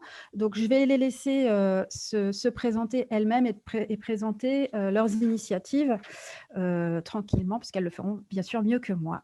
Binta? Ouais. Bonjour à tous, très contente d'être là. Je suis Binta Ndiaye, donc sénégalo-française et responsable de projet France-Afrique dans l'association Mediacart. Alors Mediacart, qu'est-ce qu'on fait? De programmes interculturels avec des jeunes de Saint-Denis en France au projet de développement de coopératives au Sénégal. On s'engage auprès de la jeunesse, des entrepreneurs qu'on appelle hors système, et créer des passerelles entre la France, l'Afrique francophone et sa diaspora. Hors système, c'est parce qu'ils sont parfois démunis face aux démarches et isolés dans leurs projets. Nous intervenons dans l'entrepreneuriat, l'agroécologie, la permaculture, l'innovation frugale, les low-tech, l'engagement citoyen et le développement durable. Nos actions ont donné naissance à 3 programmes. Donc, le premier programme, il s'appelle MAPIGO, qui veut dire Impulsion en Swahili, où l'on vient en conseil aux entrepreneurs, coopératives et GIE. Les GIE, c'est les groupements d'intérêt économique. Dans ce cadre, par exemple, on a accompagné 44 GIE de 1200 producteurs, dont 880 femmes, qui font de la production de fruits forestiers du Sénégal. On les forme à la gestion d'activités, les accompagne à avoir des espaces de stockage aux normes, la labellisation bio, et on met en relation avec des potentiels clients. Le second programme, il s'appelle Joko Tour, qui veut dire connexion en Wolof, Joko, où on organise des tours à destination des particuliers, des entrepreneurs et des ONG. En exemple, on a organisé plusieurs tours au Sénégal, en Côte d'Ivoire et au Maroc sur la thématique de l'anacarde. L'anacarde, c'est la noix de cajou, pour des entrepreneurs de la diaspora ou des investisseurs qui sont intéressés par la filière. Et le troisième programme, c'est le programme Récréative pour favoriser l'engagement citoyen et des projets d'échange interculturel. C'est dans ce cadre que nous avons été accompagnés 2 ans 2 ans de suite par le programme Génération Climat. Youhou! On a développé le projet Perm-Échange qui promeut la permaculture et ses principes et un partage de savoir-faire. Au Sénégal, on sensibilise les enfants dans les écoles par la création de jardins permacoles entretenus par les élèves dans l'objectif de fournir des aliments frais et sains pour le déjeuner des enfants et d'assurer un revenu complémentaire à l'école, qui en général dépend des ressources publiques ou des cotisations des parents d'élèves. En France, en Seine-Saint-Denis, on met en place des jardins comestibles, solidaires, pédagogiques, dans des résidences sociales qui sont entretenues par les habitants. Et en général, c'est les habitantes. Voilà. Merci beaucoup, Minta. Noémie, vous voulez prendre la suite? Alors, moi, je suis la fondatrice de Bobeto, qui est une association franco-béninoise qui intervient dans la ville de Porto Novo au Bénin. Et nous agissons autour du déchet. C'est-à-dire que pour nous, le déchet est une vraie problématique urbaine, mais c'est également une ressource. Donc, notre travail consiste à monter des filières inclusives et durables de valorisation avec à chaque fois 3 éléments en tête. L'élément environnemental, c'est-à-dire nettoyer l'environnement, l'élément social, c'est-à-dire valoriser les déchets en quelque chose qui peut servir à la population, et l'élément économique, puisque notre but, c'est de dynamiser le territoire en impulsant une économie circulaire et en créant des emplois verts. Et donc, notre projet, qui est soutenu par le programme Génération Climat également depuis 2 ans, c'est notre projet Énergie verte, à travers lequel nous transformons les déchets biodégradables en combustible écologique, qui se veut à la fois plus propre que le charbon de bois, qui est l'énergie qu'utilisent majoritairement à 94% les ménages ici au Bénin, et plus abordable, puisqu'on estime l'économie réalisée par les ménages à de 20 à 40% par rapport au charbon de bois. Voilà pour le petit résumé. Merci Naomi. Aurélie, je te laisse te présenter et présenter ton projet. Merci. Donc du coup, moi c'est Aurélie, je fais partie de l'association CARE. Donc CARE, c'est une confédération et on travaille dans plus de 100 pays. Et du coup, l'objectif, c'est de lutter contre la pauvreté. On a mis l'égalité des genres au cœur de l'ensemble de nos projets. Donc c'est environ 1000 projets par an, donc je ne vais pas vous parler de tous les projets, mais l'idée, c'est de vous présenter aujourd'hui un projet qui mêle changement climatique, enfin adaptation au changement climatique et égalité des genres. C'est le projet Souphalam en Inde. C'est un projet qui se passe, qu'on a développé dans l'État de Maharashtra, qui est la principale région productrice de coton. Et l'objectif, c'est de promouvoir des pratiques de production de coton adaptées au changement climatique, respectueuses de l'environnement et de la santé humaine et équitables pour les producteurs et les productrices de la région. L'État de Maharashtra et la production de coton en Inde, c'est quasiment plus de 95% du coton OGM. Donc, on est sur une vraie problématique environnementale et sanitaire et effectivement sur des changements climatiques assez importants dans la région qui ont eu des conséquences dramatiques sur les producteurs et les productrices. Et donc, effectivement, ils sont confrontés à une productivité assez instable, à une situation économique fragile, à des impacts sanitaires, et la situation continue de se dégrader. Et donc, pour nous, c'était important dans cette zone où il y a une forte inégalité de genre et donc où les femmes sont relativement discriminées, en particulier dans le système de production de coton, de lier ces deux problématiques. Donc, voilà, je vous en dirai un peu plus après. Merci à toutes les trois. J'entends que finalement, vous travaillez surtout sur les enjeux d'adaptation ou de lutte contre le changement climatique. Mais du coup, dans vos actions, comment les femmes que vous rencontrez dans vos actions, à quelles difficultés elles font face finalement, que ce soit spécifiquement face au changement climatique ou d'une manière générale? Naomi, est-ce que vous voulez bien commencer? Oui, j'espère que vous m'entendez mieux comme ça. Alors, notre projet est tourné à 95% vers les femmes, puisqu'on parlait plutôt des pratiques traditionnelles. Donc, au Bénin, ce sont les femmes qui font à manger. Et on sait qu'en faisant à manger, en cuisinant au charbon de bois, elles s'exposent à d'importants risques en termes de santé, puisqu'elles inhalent beaucoup de fumée. Donc, elles peuvent développer des maladies respiratoires, des maladies de vue. Aussi, les femmes ont un problème d'accès à une énergie abordable, puisque ici, le charbon, les gros sacs, ça coûte environ 3 500, 4 000 francs CFA, donc un peu plus de 5 euros jusqu'à 7 euros. Et on parle de personnes qui touchent en moyenne 15 euros par mois. Donc, c'est un coût important pour elles. Donc, elles ont cet enjeu d'arriver à nourrir leur famille de manière abordable et de ne pas se ruiner la santé en le faisant. Voilà.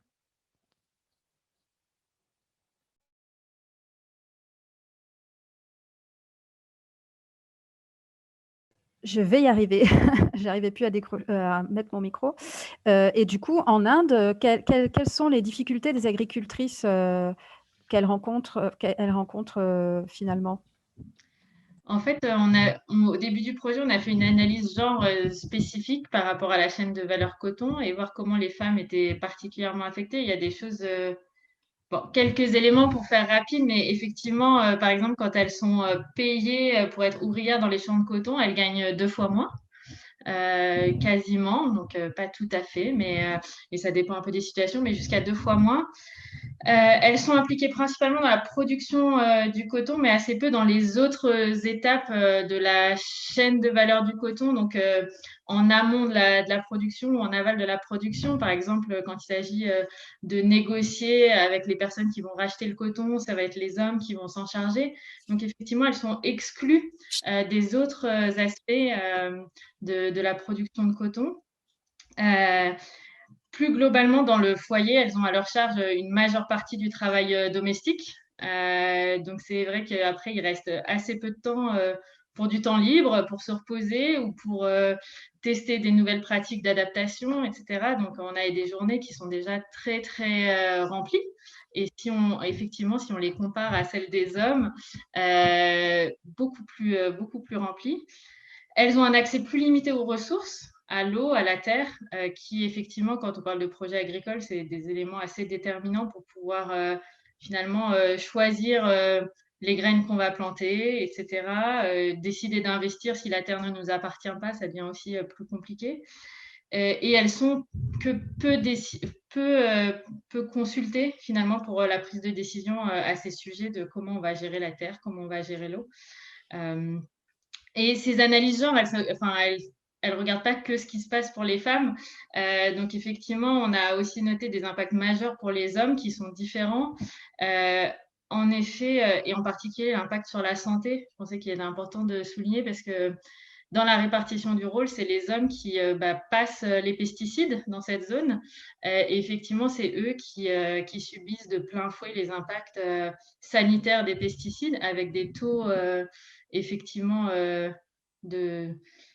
Alors, on n'a pas forcément les taux de cancer, mais en tout cas, les taux de maladies qui sont reportés par les hommes sont plus importants liés à ces pesticides. Et aussi, on a un taux de suicide qui est souvent plus important pour les hommes parce qu'effectivement, quand on est pris dans ces cercles de dette, culturellement, c'est les hommes qui ont finalement la charge de faire vivre le foyer financièrement. Et effectivement, quand ils sont pris dans des cercles vicieux de dette, ça peut les pousser au suicide. Et donc, on a des taux de suicide plus importants chez les hommes.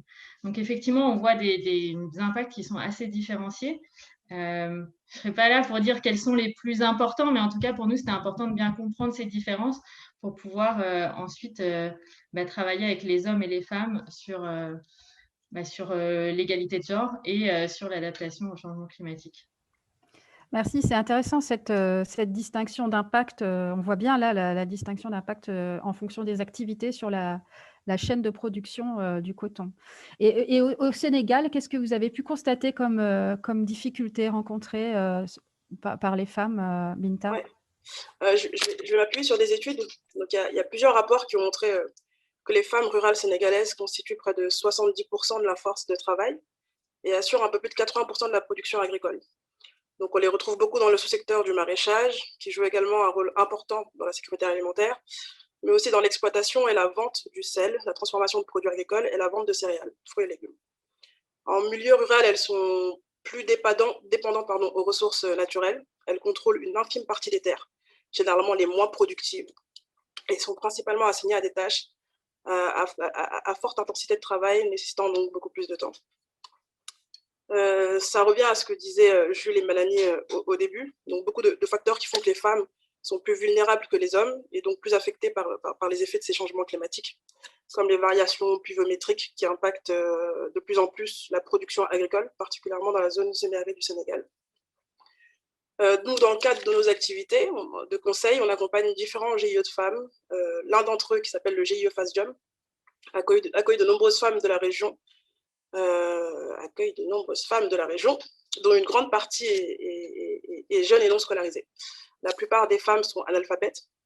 Le GIE compte 674 femmes transformatrices de noix de cajou, principalement, et détient le monopole de transformation et de vente des régions centre et nord du Sénégal, avec 20% de tonnes transformées par an et en moyenne.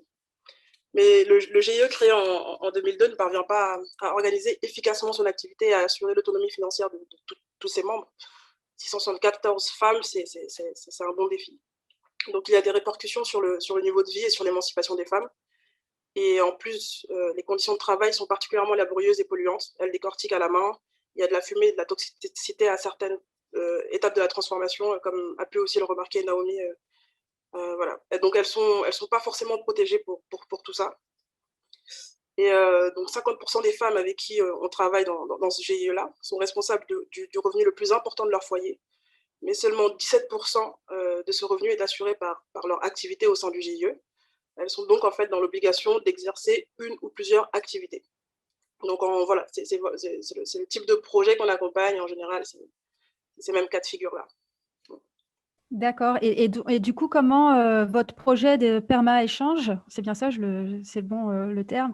Ouais, de conseil et perma-échange aussi. D'accord. Comment il répond à ces difficultés finalement?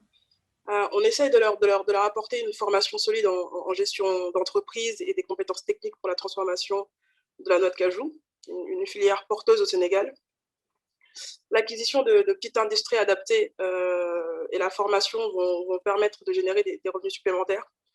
Grâce à l'arrivée des machines, les femmes vont pouvoir doubler leur capacité de transformation, libérer de la main-d'œuvre sur la partie décortiquage pour se concentrer sur d'autres activités, comme le développement de produits dérivés à base de noix de cajou, et apprendre à exploiter les autres parties de la noix de cajou, la pomme de cajou, qui est excellent, et les brisures de noix.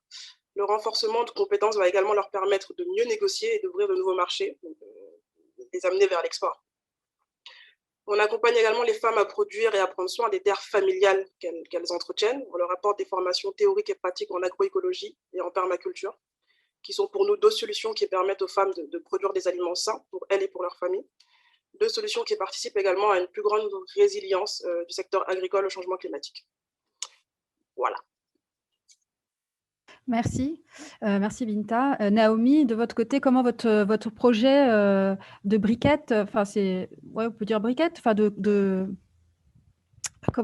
combustible, ça, briquette, combustible écologique. Voilà, répond à ces problématiques que vous avez mis en exergue tout à l'heure. Alors, voilà un peu à quoi ça ressemble des briquettes. Je vous ai partagé mon écran pour que vous puissiez voir ça.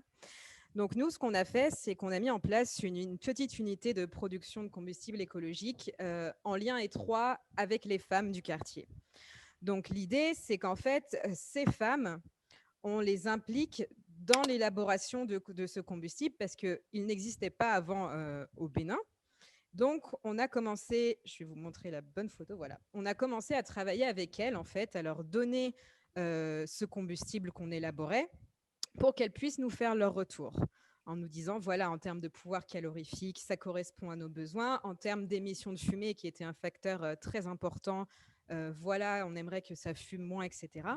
Et donc, on a réussi à obtenir un combustible qui maintenant, on a à peu près un taux de satisfaction de 96% sur ce combustible.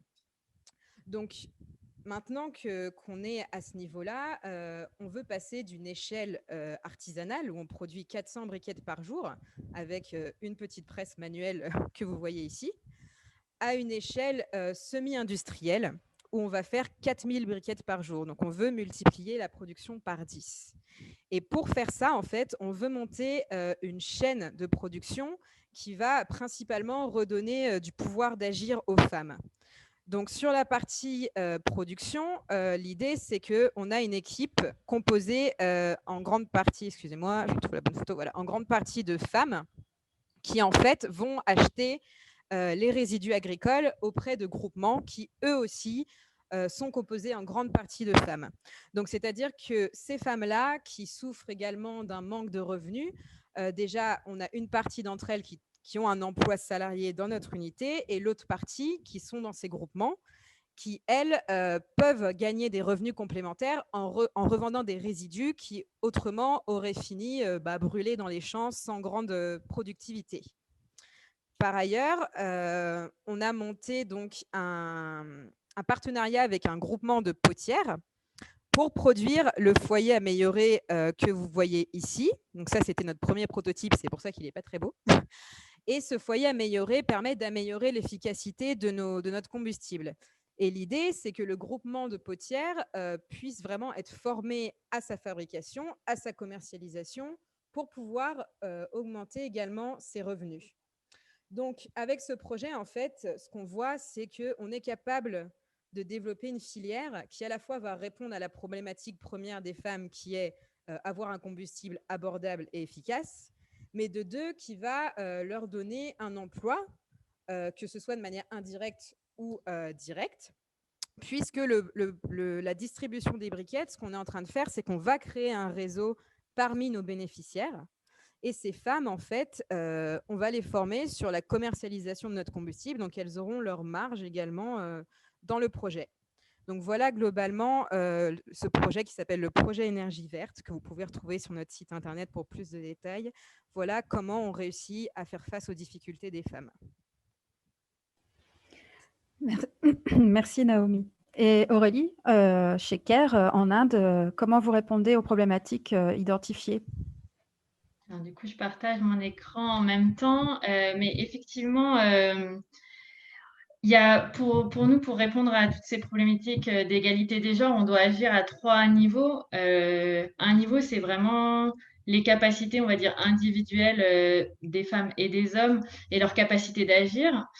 Donc, ça passe par des formations, par des champs écoles paysans, etc., où on fait en sorte, et on en a parlé un peu dans les pratiques précédentes, mais faire en sorte qu'effectivement, on ait des horaires de réunion adaptés pour les femmes, avoir parfois des groupes non mixtes pour qu'elles puissent participer. On a mis en place des mécanismes entre guillemets d'assurance pour qu'ils puissent se lancer dans cette transition agroécologique sans risquer de tout perdre, parce qu'effectivement, c'est un risque financier important. Mais donc, effectivement, ça, c'est vraiment sur la capacité d'agir. On essaye de faire en sorte que les femmes puissent en bénéficier et on n'oublie pas quand même les hommes qui sont aussi des producteurs de coton. Et à côté de ça, on essaye de travailler sur les relations hommes-femmes pour justement, entre guillemets, remettre en cause les normes de genre et les relations de pouvoir. Et donc là-dessus, c'est ça que je voulais un peu plus présenter, c'est les modules de dialogue sur le genre qu'on a développés, qu'on a mis en place dans ce projet et qu'on utilise dans d'autres projets aussi. Et le but de ces modules de dialogue, il y a plusieurs étapes, mais la première étape déjà, c'est que les couples ou les hommes et les femmes participent pour se connaître, connaître le projet, connaître le rôle de chacun dans le projet, et puissent ensuite travailler sur les relations de pouvoir, les rôles assignés en fonction du genre, et puissent en discuter pour voir comment les faire évoluer. Et on parlait des freins qui peuvent être culturels. Pour nous, ces méthodologies, c'est aussi une manière de ne pas décider, nous, de quelles sont les normes qu'on va remettre en cause en premier, mais de les présenter, de discuter des rôles, que ce soit ces hommes, ces femmes qui en discutent ensemble et qui se mettent d'accord sur qu'est-ce qui pourrait être bon de modifier pour faire avancer à la fois l'adaptation au changement climatique et les relations inégales de pouvoir qui peuvent exister. Et effectivement, ça prend du temps, ça ne change pas du jour au lendemain. Un outil particulier qu'on a utilisé dans ces modules, c'est ce qu'on appelle les journées types. Effectivement, pour discuter avec les groupes d'hommes et de femmes à quoi ressemble leur journée type. Et puis ensuite les comparer, voir qui fait quoi et est-ce qu'on peut les faire et quels impacts ça peut avoir sur leur vie et aussi sur le projet et voir comment on peut éventuellement modifier ces journées types. Parce qu'effectivement, on s'aperçoit que dans nos projets, souvent, on peut rajouter des activités aux femmes dans des journées qui sont déjà très chargées. Donc, effectivement, de discuter de ces journées types, ça peut vouloir dire que les hommes c'est un peu caricatural, mais bon, effectivement, dans cette zone-là, c'est assez vrai, mais que les hommes vont prendre parfois certaines tâches qui sont liées aux enfants ou aux soins s'occuper de la maison, ce qui va libérer du temps pour les femmes pour qu'elles puissent justement participer aux activités du projet ou à d'autres activités génératrices de revenus. Et c'est important pour pas effectivement avoir d'impact négatif. Un autre outil qui a été utilisé dans ces modules de dialogue, c'est de discuter la prise de décision au sein du ménage et en particulier faire un arbre des dépenses et des sources de revenus.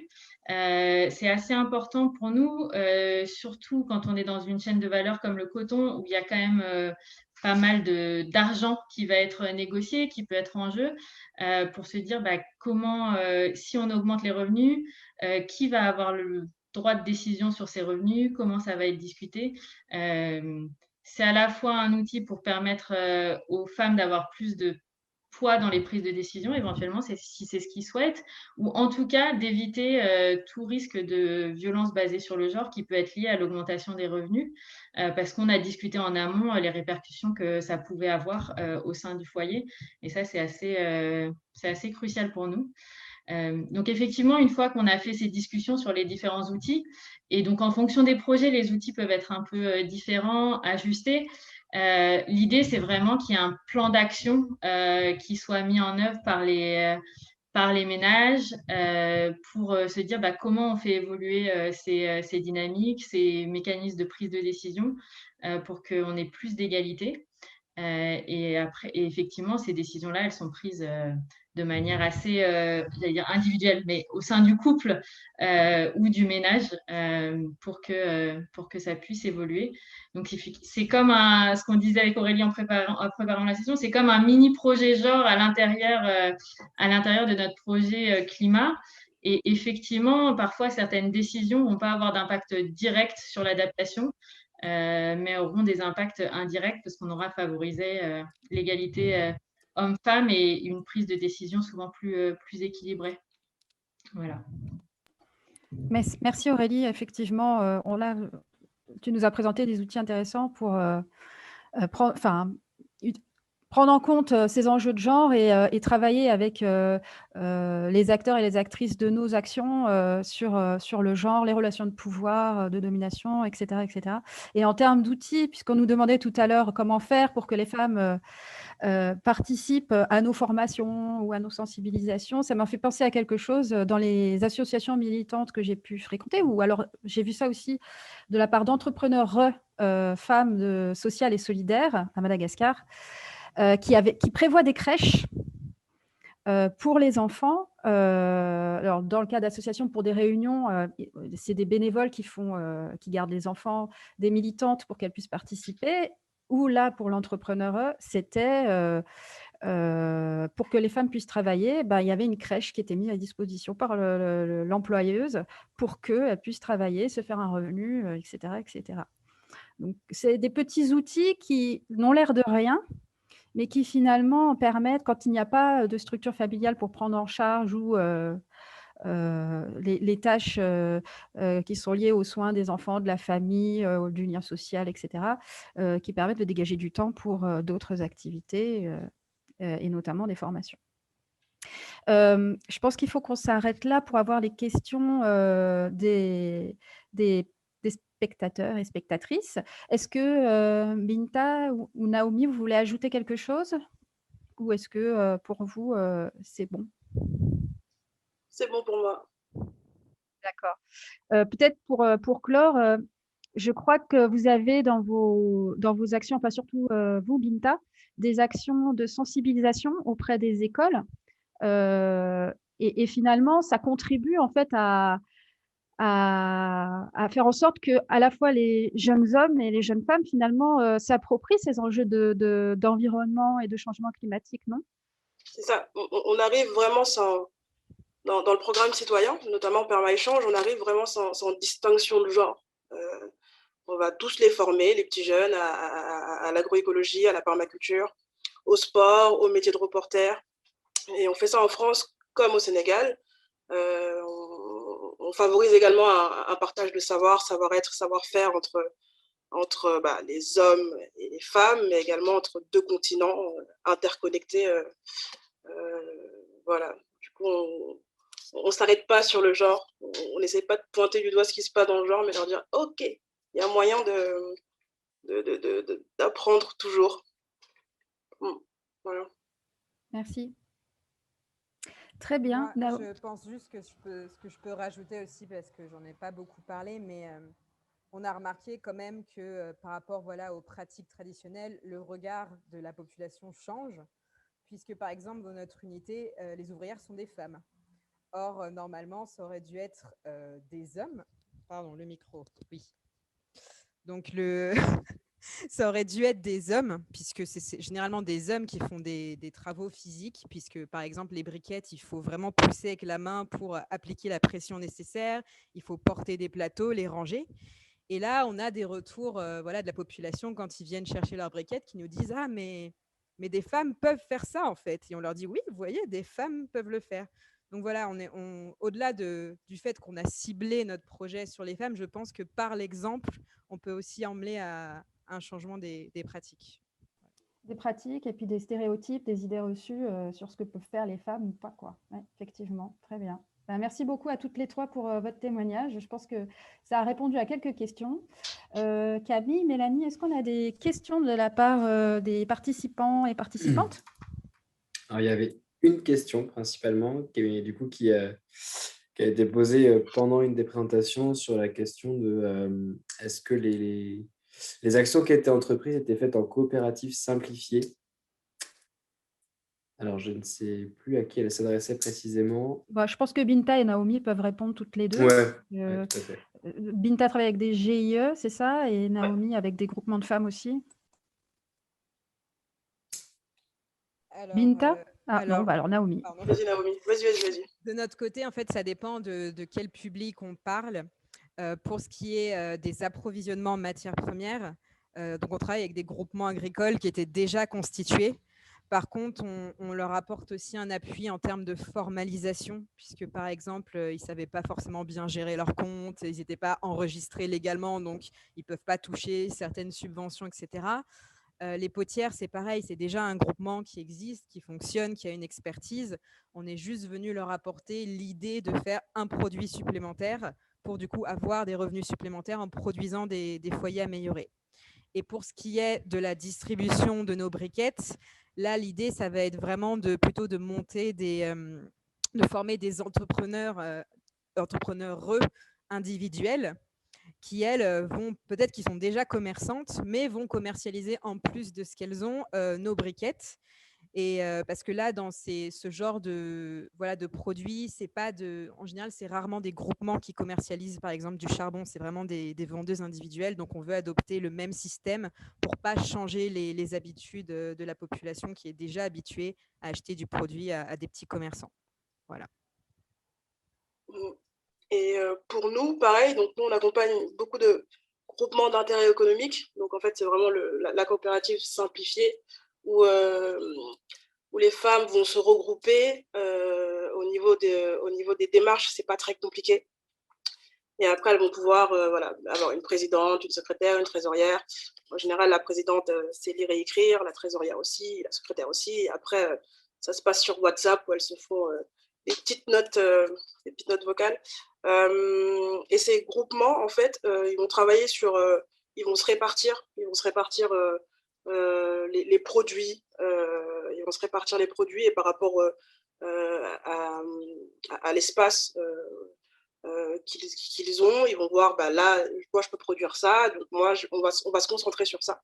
Et ces groupements vont, après, peu à peu, travailler avec d'autres groupements, et c'est là qu'ils vont former une coopérative pour après, dispatcher et travailler ensemble. Donc,